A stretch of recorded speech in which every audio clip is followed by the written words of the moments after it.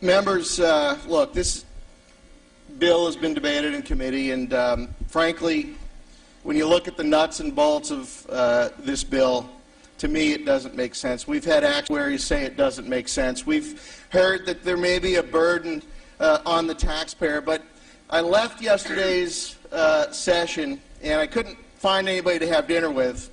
I drove home and I went over to the Village Inn and asked for a table that had an area I could charge my phone.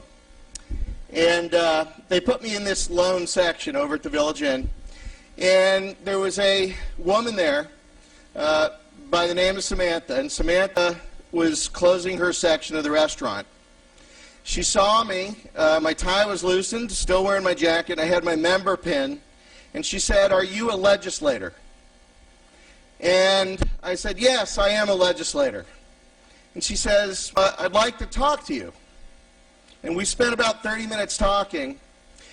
She immediately told me that her job as a server at the Village Inn supplemented her state job that she's been in for 26 years. She went on to tell me that she was concerned. Why? Well, let me tell you about Samantha. She's divorced. She has a 4-year degree from FSU, 1985, in risk management and insurance. Not only did she work at the Village Inn, she works at the Civic Center when she can get an opportunity to work. And she also works for the Florida Department of Financial Services. She's a smart person.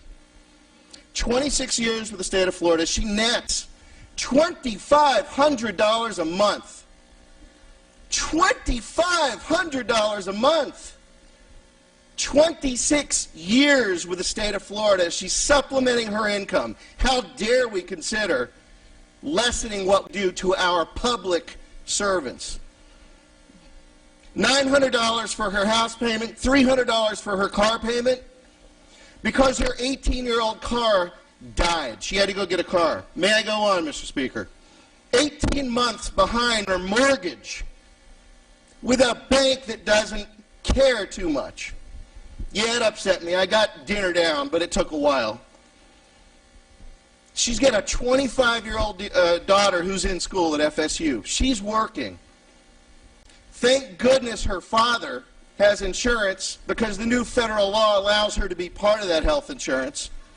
And thank goodness, as a part-time employee, she's now going to get extended benefits through FSU.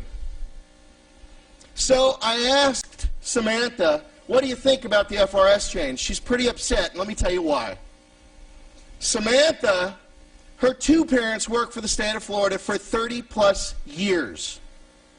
They were able to retire after that 30-plus years individually, one working as an engineer for DOT, the other as a social worker at HRS. She got out of college. She asked her father, "Listen, I got this degree. I'm being recruited by Poe Insurance. I can go out in the private sector." And her father said, "You know what? Go with the security. Go with a great retirement. Go to the state of Florida and serve the people of Florida." And she elected to do that. Well, what we're doing today is a further dismantling of what I think is a tradition to public service, and that's treating our public servants with dignity. Nobody goes into government to make $1 million. Nobody does. But what I can tell you is this. We've got a problem with these type of bills. We're hurting the pages behind us, and we're hurting all those Samanthas. You know the Samanthas that created your bill analysis? The ones that work to help us create our positions? The Samanthas out in the Big Cypress that are tagging Panthers? The Samanthas that are checking the quality of our water? The Samanthas that pull us over because we ran a red light? Or put out the fire at our home? Or teach our kids? How dare we approve this piece of legislation? Members, I would ask you vote down this today. Thank you. Representative Waldman, you are